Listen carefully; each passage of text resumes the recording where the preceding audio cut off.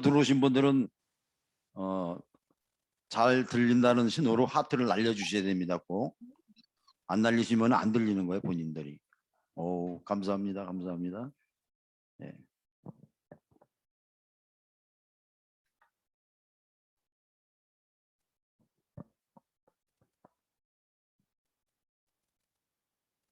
자, 시작해도 되겠습니까?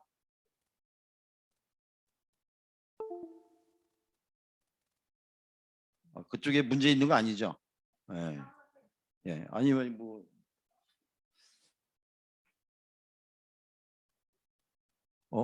누르지도 않는데 마음대로 지나가.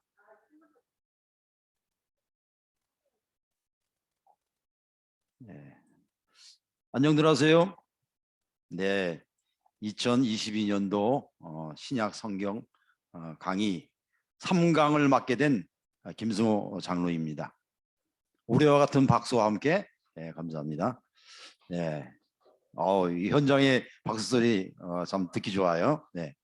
자, 우리 첫 번째 강의로 중간시대 우리 김종덕 장로님께서 아주 잘 또 강의를 해주셨고, 그 다음에 두 번째 강의 신약시대 배경에 대해서 우리 안영주 집사님께서 강의를 해주셨어요. 그래서 지금 화면에 이렇게 나가는 것처럼 잠깐 그때 그 중간시대랑 신약시대 배경 또 신약 공생애 기간에 그 지형이 어떻게 되어 있나 잠깐 보도록 하겠습니다. 거기 보면은 핑크색인가요? 핑크색으로 되어 있는 데가 있죠. 거기가 보면 이두메, 유대, 사마리아 이렇게 핑크색으로 되어 있는 데가 바로 그 누구냐, 이 헤롯 가문에서 아들이 이제 처음에는 그 헤롯 대왕이 있다가 헤롯 대왕이 죽고 아들 3명이 이렇게 분봉왕이 되어져서 3군데를 나눠서 이렇게 치리를 했죠. 그래서 그 치리를 할 때 보면은 그 헤롯 아켈레오라는 첫째 아들이 바로 이 이두메, 유대, 사마리아를 이렇게 분봉왕으로 다스렸어요. 그 다음에 보면은 갈릴리하고 그 베레아라는 곳이 있잖아요.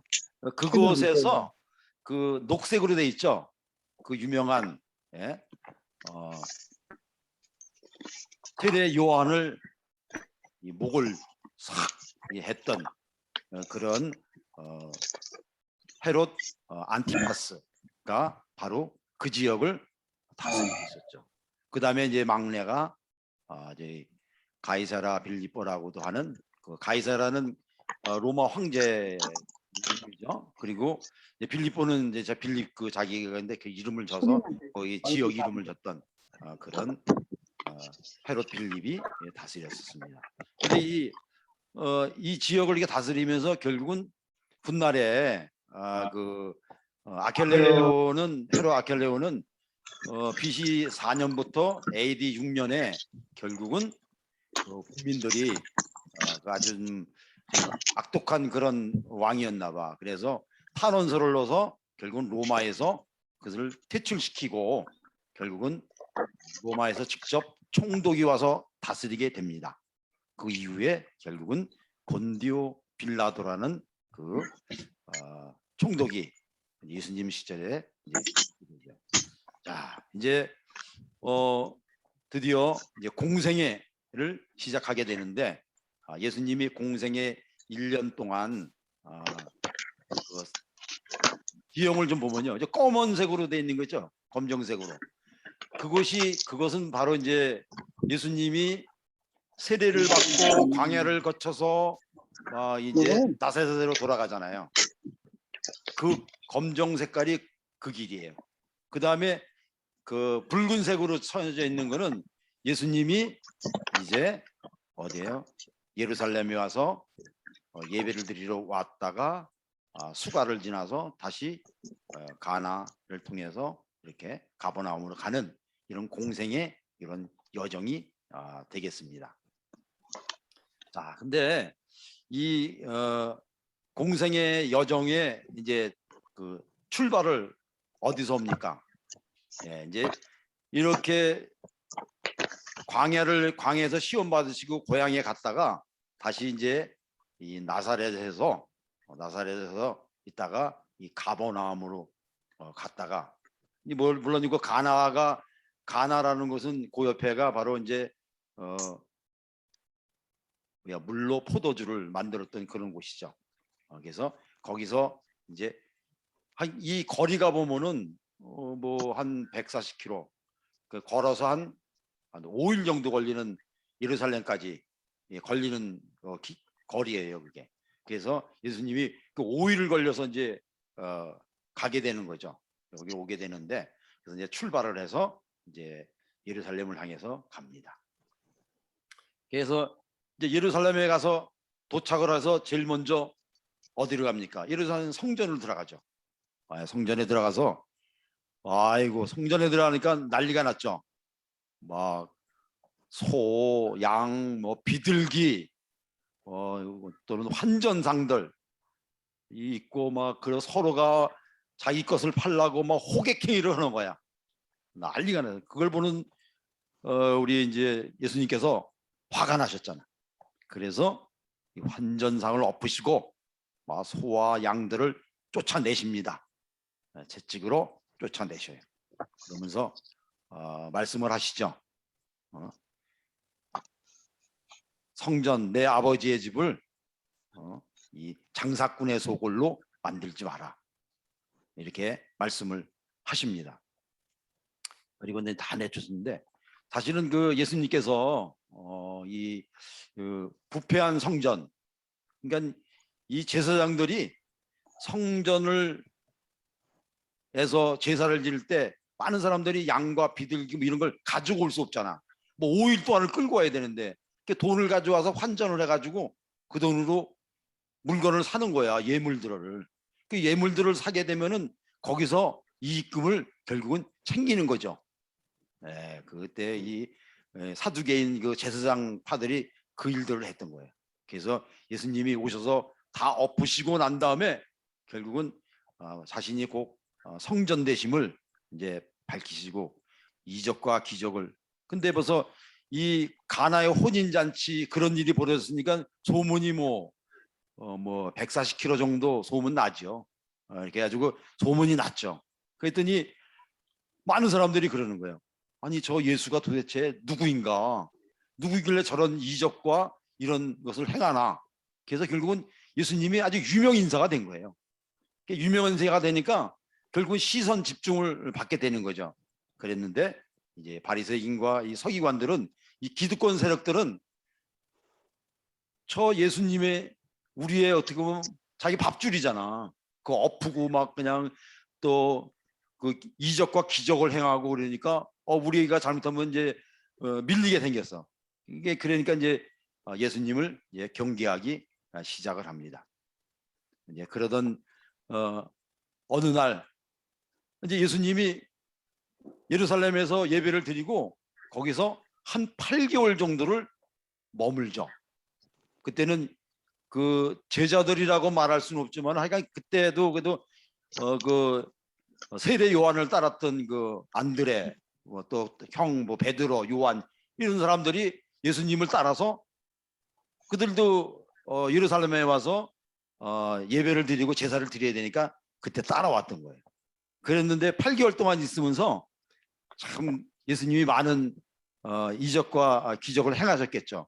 그랬더니 소문이 퍼졌겠어요? 안 퍼졌겠어요? 많이 퍼졌지 뭐.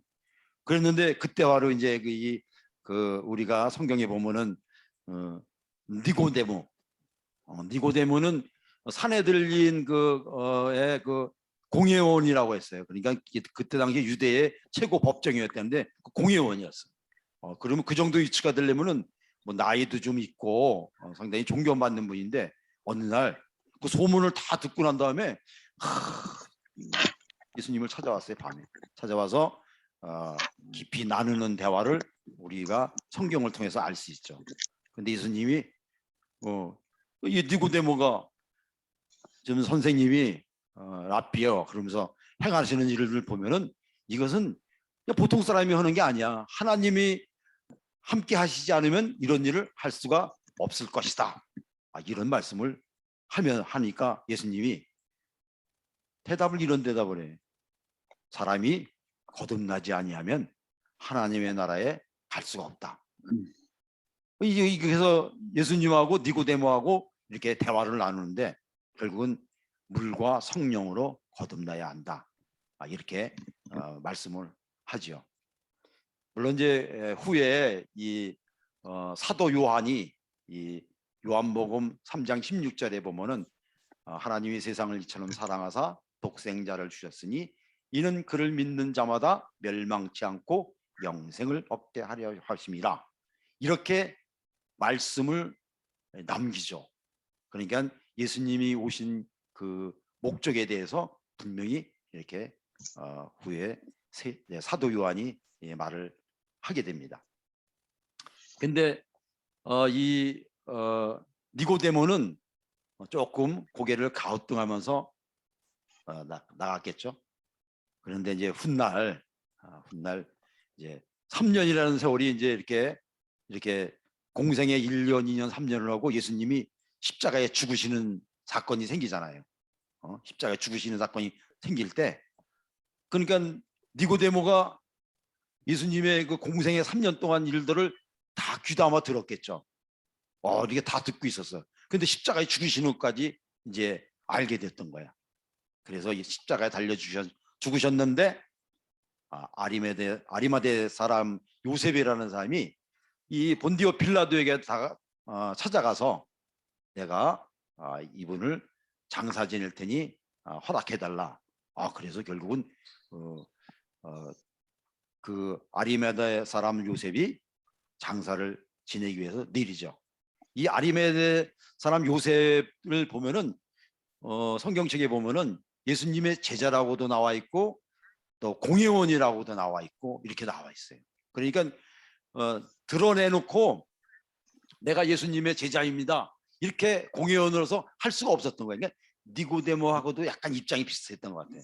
그랬는데 나중에 십자가에 달려 죽으실 때 그 사건을 보면서 예수님이 누구신지를 이제 확신을 하게 된 거야. 그랬더니 장사를 지내겠다고 그래서 이제는 이렇게 예수님을 내려서 장사를 지낼 때 바로 니고데모도 이 모략과 향료를 가져와서 그 사실 그때 모략과 가져온 향료가 왕들을 장사 지낼 때 쓸만한 쓸 정도의 그런 양을 가져왔다는 거예요. 이게 그때 유대인의 왕이다라는 편말을 이렇게 해서 예수님을 십자가에 못 박으셨던 것처럼 그런 것을 연상시키는 그런 모습으로 사실 장사를 지냈습니다. 그래서 이제 그런 사건이 있었고, 근데 그 즈음에 이 세례 요한이 이제 예수님을 높이는, 그래서 자기는 예수님의 신발끈도 풀기에 부족한 사람이다. 그러면서 예수님은 흥하여야 되겠고 나는 쇠하여야 하리라 이렇게 말씀을, 자기는 회개를 위한 그 세례를 주지만 예수님께서는 성령과 불로 세례를 줄 것이다 이렇게 얘기를 하고, 얼마 후에 결국은 그 감옥에 갇히게 되는 그런 사건이 생기게 됩니다. 자, 이제 우리 예수님께서 8개월을 있다가 이제 고향에 가야죠. 가면서 이제 그 전에는 사람들이 올 때하고 갈 때하고 다른 거야. 그 전에는 이렇게 이 사마리아를 통과해서 그 전에는 안 다녔죠. 거기는 사마리아 사람들은 이 유대인들이 상종을 안 했었어요. 그래서 저 옆으로 이렇게 돌아왔기 때문에 예를 들어 40리 정도, 40km 정도는 더 돌아서 다녔어요. 근데 예수님이 사마리아로 가시려고 하는 거야. 근데 예수님은 사마리아로 가시려고 하는 목적을 분명히 가지고 사마리아로 이제 들어가십니다.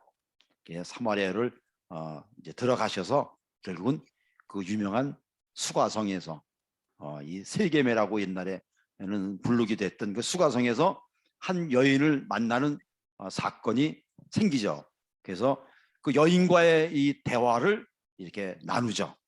나누는데 예수님이 그 여인과 대화를 나눌 때 대화 중에 이제 대화가 이렇게 무르익다가 이제 예배에 대해서 나오죠. 예배에 대해서 얘기하니까 이 수가성 여인이 자기들은 여기 예를 들어 유대인들은 예루살렘에서, 자기들은 이쪽 사마리아에서 이렇게 제사를 지낸다고 하는데, 그러니까 예수님이 이렇게 말씀하시죠. 이곳에서도 말고 저곳에서도 말고, 그러면서 하나님은 영이시니, 그러면서 영과 진리로 예배하는 자들을 찾는다, 이렇게 말씀하십니다. 근데 이 세겜이라는 곳이 어떤 곳이냐면은, 아브라함이 처음으로 이 가나안에 가서 이렇게 단을 쌓았던 곳이 세겜이기도 합니다. 아까 야곱에 대해서 우리 부목사님 그 말씀 전하셨는데, 야곱이 또 단을 쌓고 이렇게 이제 자기 삼촌네 집에 갔다가 돌아와서 그 세겜에서 또 단을 쌓았던 것이 바로 이 세겜이에요. 여호수아가 새 언약을 또 이렇게 낭독했던 것도 세겜이고요. 그런가 하면 아비멜렉이 70인의 사람들을 죽이고 살유하고 왕이 된 것도 세겜입니다. 그런가 하면은 그 여로보암, 그죠? 이 분단, 이렇게 남북이 분단되었을 때, 처음에 솔로몬이 죽고 남북이 분단될 때 남유다에서는 예를 들어서 르호보암이, 북쪽에서는 예를 들어서 이 여로보암이 되는데, 여로보암이 왕이 된 곳이 또 세겜이에요. 그리고 거기서 결국은 이 금송아지를 만들겠다고 만들어서 이게 두 곳에다 뒀던 곳도 바로 세겜입니다. 이렇게 세겜은 어떻게 보면은 장소적으로는 의미를 부여하지만 사실은 많이 타락도 하고 뭐 이랬던 곳이었던 거예요. 그래서 이런 장소에 대한 그런 예를 들어 선조들이 이렇게 남겼던 그것에 대해서 사람들이 그 장소에서 예배를 드려야 한다, 뭐 이런 거, 예루살렘에서만 꼭 드려야 한다, 뭐 이런 개념을, 예배의 개념을 예수님이 확 틀을 깨는 것이 바로 수가성 여인을 만나서 말씀을 나누는 가운데 영과 진리로 예배해야 한다 라는 말씀을 남긴 것이 바로, 지금도 우리가 지금 2000년이 지난 지금도 과연 우리들은 어떻게 예배를 드리고 있는가? 영과 진리로 예배를 드리는가? 그냥 장소에 나와서 습관적으로 예배를 드리고 있는가라는 질문은 지금도 우리가 귀담아 들어야 되고, 지금도 그것은 사실은 이루어야죠. 저도 이걸 준비하면서 오늘 아침에도 영과 진리로 내가 예배를 드리기 위해서 지금 마음을 가다듬고 있는가라는 마음을 생각하면서 참 회개하는 마음을 많이 가졌습니다.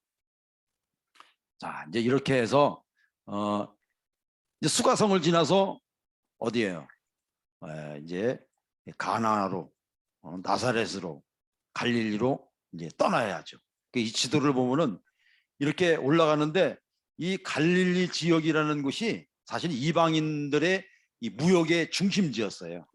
그 건너편에 보면은 뭐 데가볼리라는 곳도 있고, 뭐 시돈, 두로 이렇게 막 수리아 이렇게 있잖아요. 그들이 뭐 이 갈릴리 호수를 중심으로 거기서 무역을 하는 거야. 그래서 사실 그때 당시에는 이 나루터가 한 11개 정도가 있었대. 나루터가 11개 정도가 있었대. 그래서 저는 궁금했어요. 이 갈릴리 바다가 도대체 어느 정도인데 그런가. 그래서 또 뒤져봤지. 뒤져보니까 이렇게 화면에 나가듯이요, 갈릴리 호수가 길이로 21km, 넓이로 큰 데가 12km, 좁은 데가 8km.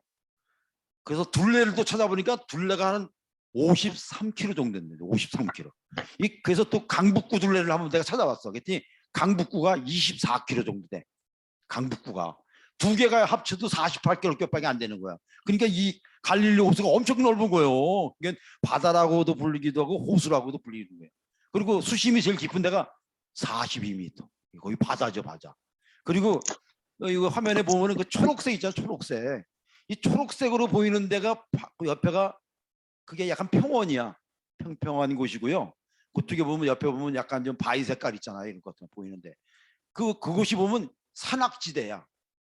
그래가지고요, 갈릴리 그 전에 보면은 막 바람이 막 불고 막 심하게 광풍이 불고 막 그랬잖아요. 이 산악이 이게 굴곡이 심해져 산악 사이로 이렇게 기류가 통하면은 이렇게 광풍이 불었던 거예요.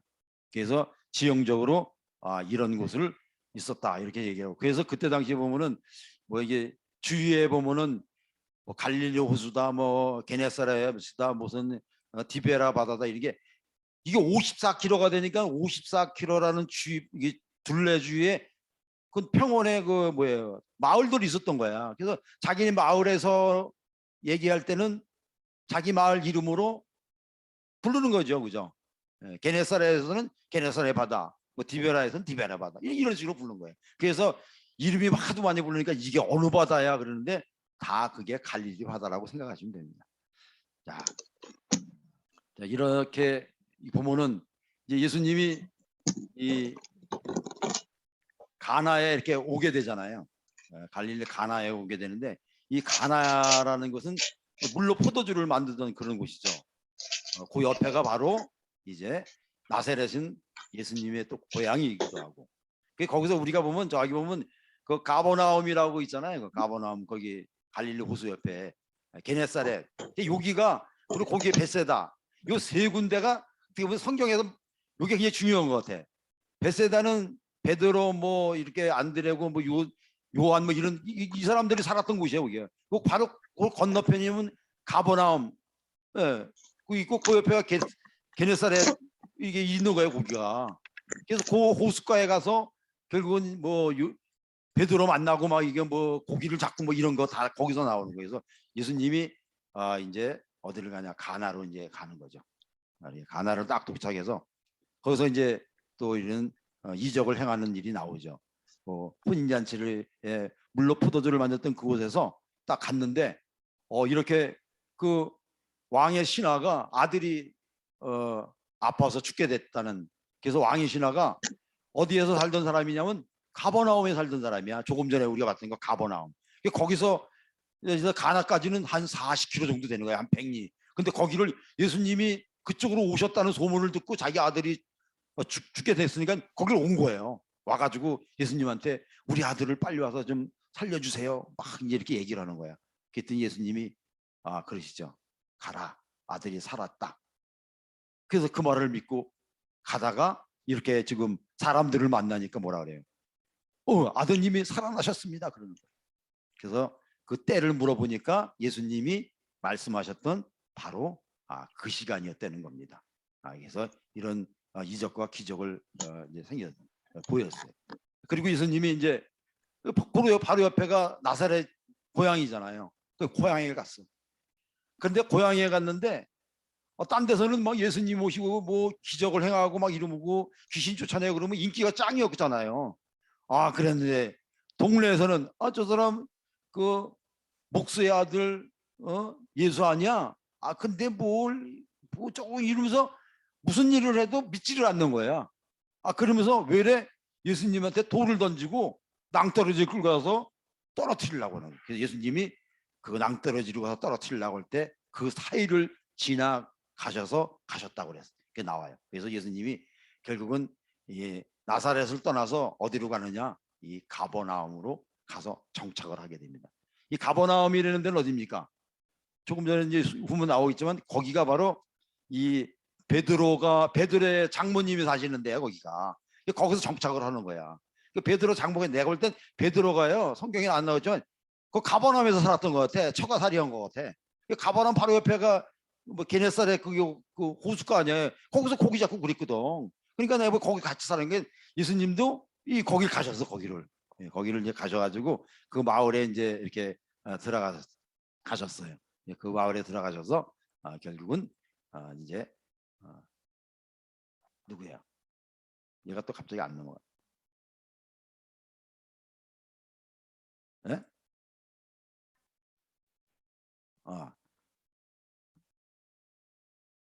뭐야? 맘대로 넘어간 거야?